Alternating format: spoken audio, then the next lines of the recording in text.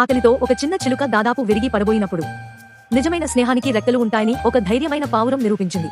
సూర్యోదయం సమయంలో బలహీనమైన ఒక చిన్న చిలుక సన్నని కొమ్మపై నిశ్శబ్దంగా కూర్చుంది. దాని కడుపు ఖాళీగా ఉంది, ఆశ కూడా తగ్గిపోయింది. అది రోజు మొత్తం ఆహారం కోసం వెతికినా ఏమీ దొరకలేదు. అప్పుడు ఒక తెల్లని పావురం అక్కడికి వచ్చి దాని కళ్లలోని బాధను గమనించింది.